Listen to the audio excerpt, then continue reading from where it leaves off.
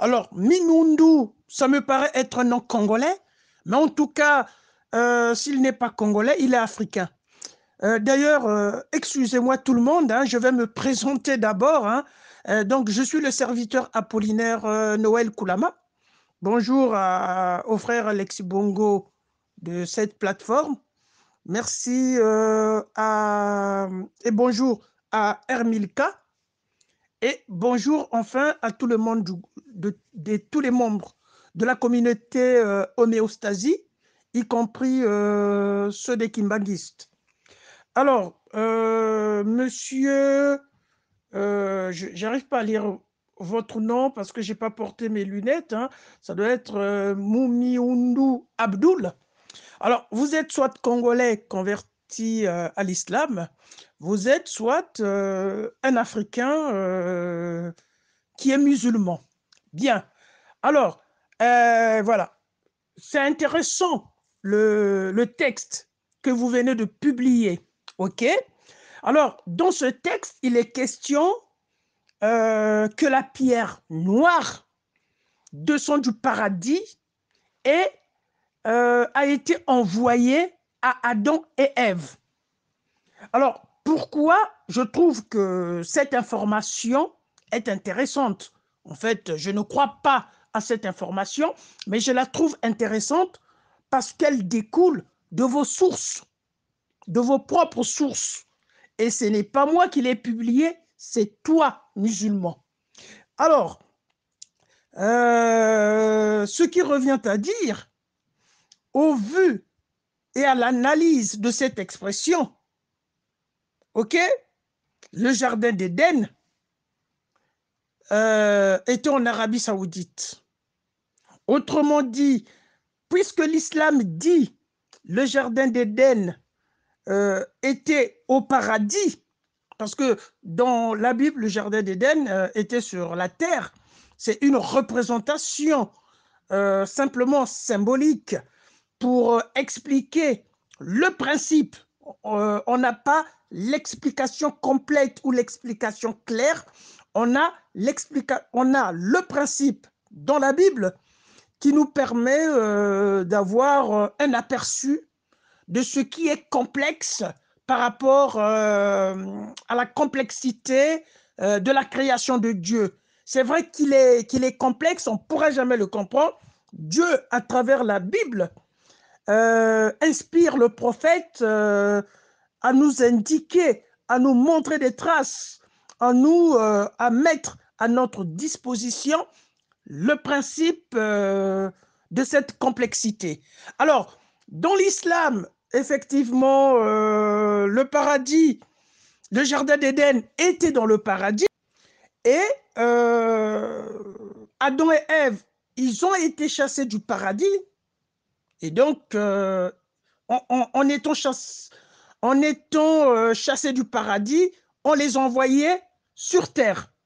Adam et Ève, finalement, même si vos sources ne le disent pas directement, sachez-le, chercheurs de la communauté hémostasie, tous ceux qui veulent la lumière, la vérité, Satan, finalement, a vécu la même chose que Adam et Ève. Satan, il était au paradis, il a été rejeté vers la terre. Voilà pourquoi il est le prince de ce monde. Bien, on a pratiquement avec Adam et Ève hein, dans l'explication des sources islamiques le même traitement. Bien, alors maintenant, c'était une parenthèse hein, en faisant cette comparaison de traitement entre Adam et Ève et Satan, hein, parce que je ne crois pas à l'islam, religion pourrie, fausse, etc. Alors, après cette parenthèse, parlons maintenant de la pierre noire.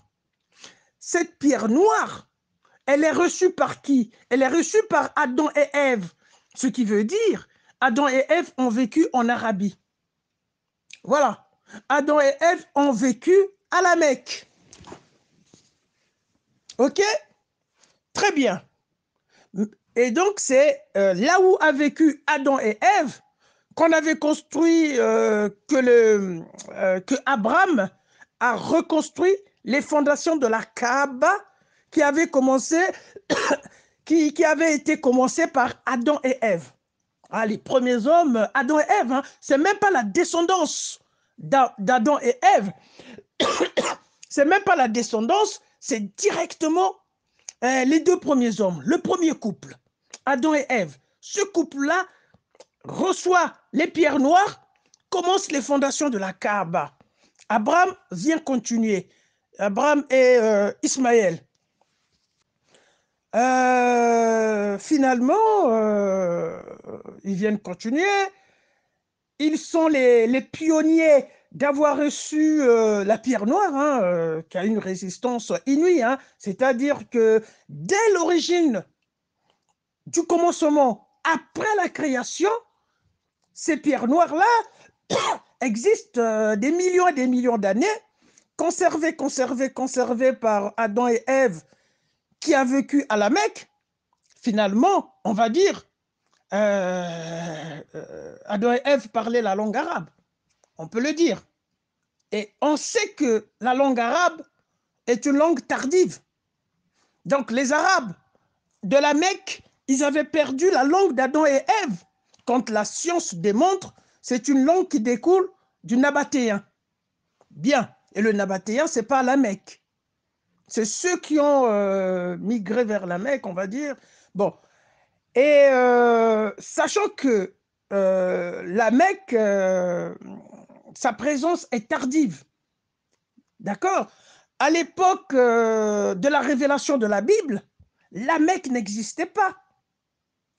À l'époque de Jésus, la Mecque n'existait pas. Les Arabes existaient.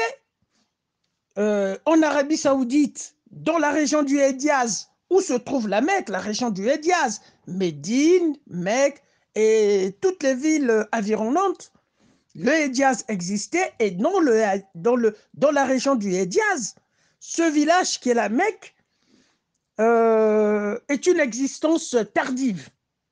Voilà, je voulais mettre à la disposition des chercheurs, de ceux qui savent la vérité, de ceux qui veulent plutôt la vérité, cette donnée fondamentale, archéologique, scientifique, de l'existence de la Mecque.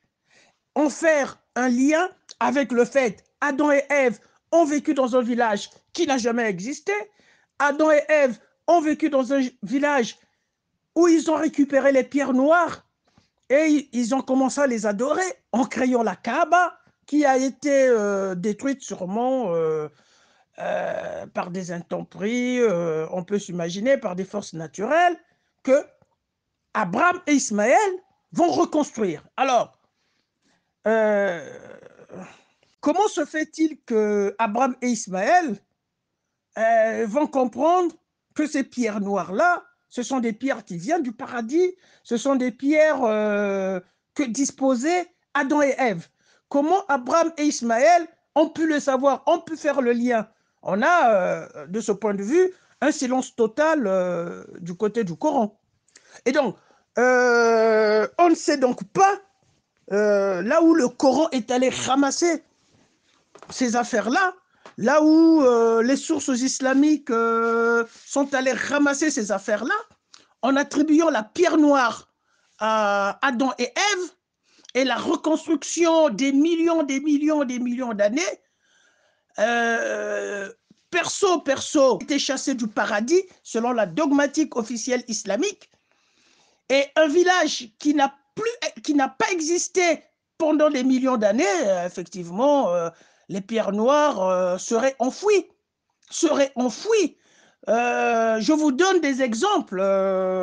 Membres de la communauté homéostasie, les objets que les archéologues ramassent sous la terre lorsqu'on creuse, hein, ce n'étaient pas des objets enterrés. Ce sont des objets au fil des siècles qui s'enterrent. Pourquoi? Parce qu'il y a des changements atmosphériques, soulèvement de la poussière, de la pluie, de la boue. Au fil des années, ces éléments finissent par s'enterrer.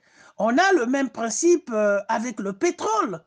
Hein, le pétrole, c'est simplement des poissons décomposés dans l'eau et au fil des millions d'années, ça s'enterre tout seul et pour former une roche qui est le pétrole. On a cet exemple du pétrole, on a ces exemples des outils qui sont ramassés, qui n'ont jamais été enterrés, mais qui sont fouis avec les changements, les caprices de la nature, on va dire.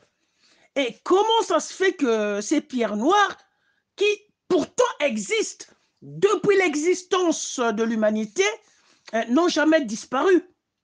N'ont jamais disparu. Ce qui existe depuis 5 siècles seulement disparaissent, s'enfoncent dans la terre.